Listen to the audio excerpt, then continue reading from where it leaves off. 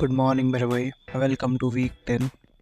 जो मैंने आपको समझाया है मेरे लेवल 1, लेवल 2, लेवल 3 में, ये सारी जो चीज़ें हैं ना मेरे भाई, अगर आप उस टाइम से मेरे संग जुड़े हुए हो तो अब वो आपके लिए वैलिड नहीं रहेंगी। मेरा कहने का ये मतलब है कि जिसकी एक लंबी स्ट्रीक बन चुकी है उसके बाद उसके लिए ये डेज काउंट करना ये मैंडेटरी नहीं है, क्योंकि जो आपकी रिकवरी होती है ये एक बार हो जाती है, फिर आप अपनी बैक टू नॉर्मल लाइफ में आ जाते हैं। फिर उसके बाद अगर हमारे मैस्टरबेशन होता है, और एक्चुअली ये चीज़ कभी ना कभी हो ही जाएगी, तो अगर एक बार रिकवर होने के बाद आपका मैस्टरबेशन होता है, जैसे आपने लेवल 5 कंप्लीट कर लिया, उसके बाद आपका मैस्टरबेशन हो गया, उसके बाद आपको लेवल काउंट नहीं करने हैं। ये उनके लिए है जो कि बहुत ज्यादा एडिक्टेड है, जैसे मैं था, जिनको डिप्रेशन आ रहा है, फिजिकली वीक थे, तो उनको निकलने के लिए है। जो ये वीकली वाला कंटेंट है ना, ये थोड़ा सा ब्रेन ओपनिंग भी है। मैं वहाँ पे काफी सारी चीजें वैसे डिटेल में नहीं बता पाया, क्योंकि आज से 3 साल पहले, 4 साल पहले वो चीजें मैंने एक्सपीरियंस नहीं करी थी। जैसे जैसे टाइम बढ़ा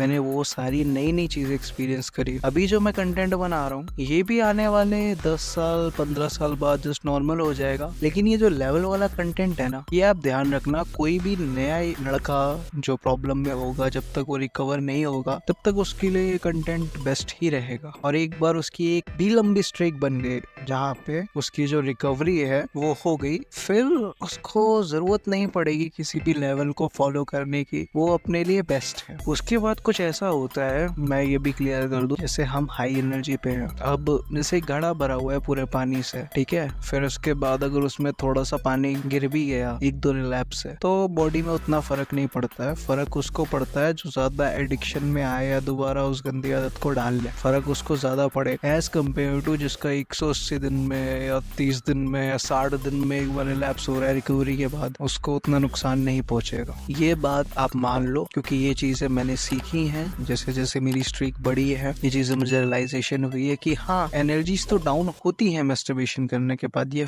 पक्की बात है, लेकिन रिकवरी के बाद आप ऐसा नहीं हो सकता कि फिर से एकदम डाउन वाले स्टेट में चले जाओ, एकदम डिप्रेशन वाले स्टेट में चले जाओ, ऐसा नहीं हो सकता। हाँ, ये केस तभी आएगा जब आप बहुत ज्यादा एडिक्टेड हो जाओ दोबारा, तभी ये केस आएगा, वरना ये जल्दी केस नहीं आता। और कितनी बड़ी भी आपकी एडिक्शन हो, ज्यादा से ज्यादा इसको 180 दिन या मैक्सिमम 1 साल से थोड़ा कम, बस 9 महीने मैंडेटरी मेरे हिसाब से, क्योंकि 8 साल का एडिक्शन मुझे रहा था। खाली इसका एडिक्शन नहीं था, और भी काफी सारी चीजें थी जिसकी वजह से मेरी जो रिकवरी थी वो बहुत स्लो हो गई थी और बहुत टाइम लगा था मुझे हील होने में। तो हाँ, इतना टाइम मेरे को तो लगता है कि इतना टाइम एक बॉडी के लिए सुटेबल है। Just 1 year I think maximum, इससे ऊपर कुछ नहीं होता। और अगर नॉर्मल लड़का है तो 120 दिन या 180 दिन इतने में रिकवरी हो जाती है, फिर हम बैक टू नॉर्मल लाइफ में आ जाते हैं। तो अभी जो मैं बताने वाला हूँ इस पे थोड़ा सा ध्यान देना, क्योंकि काफी सारी चीजें हमारी लाइफ में ऐसी होती है जिसे हम एक्सेप्ट नहीं करते। तो चलिए अब वीकेंड की बात करते हैं। आज जो मैं आपको चीज सिखाने वाला हूँ उसे कहते हैं एक्सेप्टेंस। लाइफ में आपके जो भी है ना, उसे एक्सेप्ट करो। अगर आपको ये लगता है कि मैं मिडिल क्लास फैमिली से हूँ तो एक्सेप्ट करो भाई। फॉरेन में यूएसए के जो किड्स थे, आप अगर उनकी लाइफस्टाइल को देखो तो उनका जो डाउनफॉल आया है वो इसी कारण से आया है कि उन्हें जो एक्सेप्ट करते हैं वो नहीं कर पाया खुद को। रिच लाइफस्टाइल को जीने की चाहत, उसी लाइफस्टाइल को मेंटेन करने के लिए एक्स्ट्रा एक्सपेंसेस खर्च करना उनमें एक नॉर्मल सी बात है, जिसकी वजह से जो टीनेजर्स हैं वहाँ पे क्राइसिस झेलते हैं, depression, sadness, heavy suicide rates. इसका भी बहुत बड़ा कारण ये खुद की फाइनेंशियल कंडीशन, स्पिरिचुअल कंडीशन, खुद का ईगो, लव, फ्रेंड्स, इन सारी चीजों को एक्सेप्ट ना कर पाना है। अगर आप ये चीज सीख गए एक्सेप्ट करना, तो लाइफ की बहुत सारी प्रॉब्लम्स से लड़ने की इंटरनल पावर हमको मिलने लगती है, क्योंकि हम फेस कर पाते हैं उस प्रॉब्लम को। हम समझ पाते हैं कि हाँ, इस प्रॉब्लम का साइज इतना ही बड़ा है, इससे ना ऊपर है ना नीचे है, क्योंकि हम अपने सामने उसको देख पाते हैं। जैसे अगर आप मिडिल क्लास से अपर रिच क्लास में हो, जैसे हम कहते हैं मिडिल रिच या अबव मिडिल क्लास फैमिली, जो ना रिच होती है और ना मिडिल क्लास होती है, उसके बीच में होती है। तो अगर आप वहाँ पे हो लेकिन आप सपने देख रहे हो बिलियनर बनने के, मिलियनर बनने के, तो ये चीजें ना आपको मोटिवेशन तो देंगी, लेकिन जो आपके खर्चे हैं ना, अगर आप अभी से उस लेवल के करने लग जाओगे तो शायद आप कभी वहां तक पहुंच भी ना पाओ, क्योंकि आपके अंदर जो रियलिटी है वो आपको दिखती रहेगी ना। जैसे जो बिलियनर है, अगर वो शूज खरीद रहा है 2.5 लाख के, नाइकी एयर वगैरह कुछ, और आपकी अभी मंथली जो इनकम है वही है 2 लाख, जैसे हम कहेंगे कि हाँ अपर मिडिल क्लास में फैमिली आ गई। 1 लाख कह लें, 1 लाख में भी अपर मिडिल क्लास आ जाती है। मिडिल क्लास मान के चलो 60,000 70 के ऐसे कमाती है। 50 के मान लो मिडिल क्लास की है। लोअर मिडिल क्लास जिसके घर पे अभी आज के टाइम पे 15,000 रुपए उससे कमा रहे हैं, उसको हम लोअर मिडिल क्लास से डिनोट करेंगे। तो अगर आप 1 लाख रुपए कमा रहे हो ना, तो अभी आप कह लो कि हाँ आप अब मिडिल क्लास में आते हो। और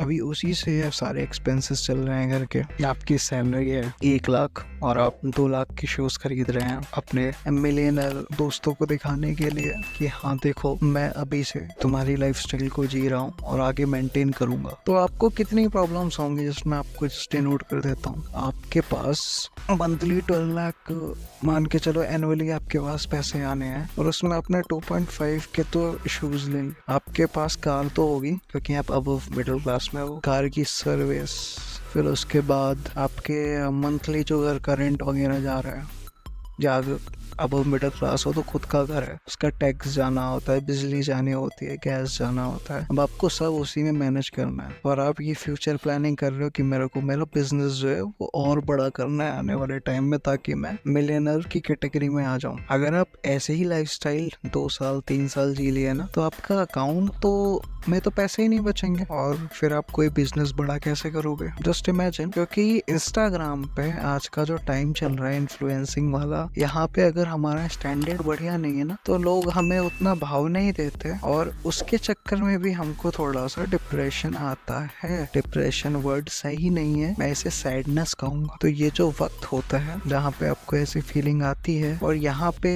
एक पर्सन वो है जो अपनी 1 लाख रुपए को नॉर्मली इन्वेस्ट करना है, जो अपनी लाइफस्टाइल है उसको चला रहा है 30,000 40,000, बाकी जो उसका पैसा है 60,000 वो सेव कर रहा है बैंक में, या उसने FD करवा दी है, या उसने SIP करवा दी है 10 साल की 15 साल की। तो उसका ये प्लान है कि मैं 15 साल बाद अपना बिजनेस खोलूंगा। तो उसका जो सारा पैसा SIP में सेव हो रहा है, तो जब उसको ये मिलेगा ना 1 करोड़ का हो जाएगा, फिर वो अपना बिजनेस स्टेबल कर सकता है, तब वो मिलियनर वाली लाइफस्टाइल अपनी जी सकता है। लेकिन एक वही लड़का है जो 2.5 लाख रुपए के शूज खरीद रहा है, और मिलियनर लाइफस्टाइल को मेंटेन करने के चक्कर में वो है नहीं, लेकिन ताकि उनके संग बैठ सके, उनको फील कर सके, उनकी वाइब्रेशन ले सके, और वो वहां से आगे बढ़ सके। वो लड़का आगे आने वाले 4-5 साल में ब्रोक हो जाएगा। वो अबव मिडिल क्लास से मिडिल क्लास में आएगा, फिर हो सकता है अगर तब भी नहीं संभरा तो लोअर मिडिल क्लास में आ जाएगा। क्योंकि जितने ज्यादा आपके एक्सपेंसेस होते जाएंगे, उनको कवर अप करने के लिए अगर आपके पास पैसे नहीं है तो लोन लेने पड़ेंगे। ऐसे ऐसे करके आपका फाइनेंस है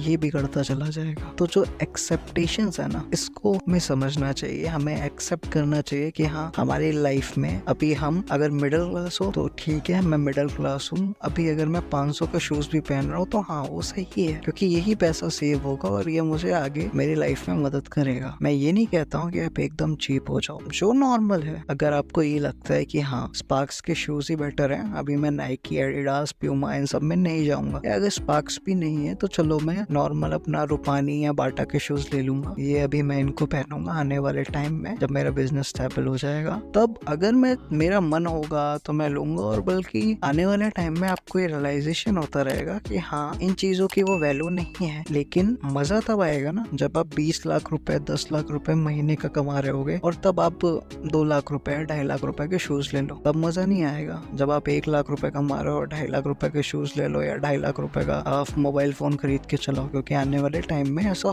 हो जाएगा कि एप्पल्स के जो सेट है वो 2.5 लाख तक में पहुंच जाए, कोई बड़ी बात नहीं है। तो आपको अपना स्टैंडर्ड मेंटेन करने के लिए अगर वो सारी चीजें आप परचेज कर रहे हो तो फिर वो दिक्कत आ जाएगी ना, क्योंकि टाइम बदलता रहता है। वे अगर आप आज मिडिल क्लास में हो तो हो सकता है कल को आप बिलियनर मिलियनर बन जाओ। अगर आप लोअर मिडिल क्लास में हो तो हो सकता है कि आप और बड़े बन जाओ, क्योंकि ये वक्त का जो पहिया है ये बदलता रहता है। कभी एक पीढ़ी अमीर होती है, दूसरी पीढ़ी हो सकता है उससे थोड़ी सी डाउन जाए, तीसरी पीढ़ी और उससे अब चले जाए। तो ये चीजें होती रहती हैं, और वक्त भी ऐसा कांस्टेंट कभी नहीं रहता। तो हम जहाँ पे हैं पास्ट को हमें नहीं देखना, हम जो प्रेजेंट में है ना उसको एक्सेप्ट करना है, और जो हमारा पास्ट है उसको भी मेमोराइज करते रहना कि हाँ पहले मैं ऐसा था, आज मैं ऐसा हूँ। अगर आप बहुत ऊपर जा रहे हो तो गॉड को थैंक करो, नीचे जा रहे हो तो गॉड से प्रे करो। मैं आपके क्वेश्चंस का आंसर देने के लिए, और अगर मैं क्वेश्चंस का आंसर नहीं दे पा रहा हूँ तो फिर आप गॉड से बोलो।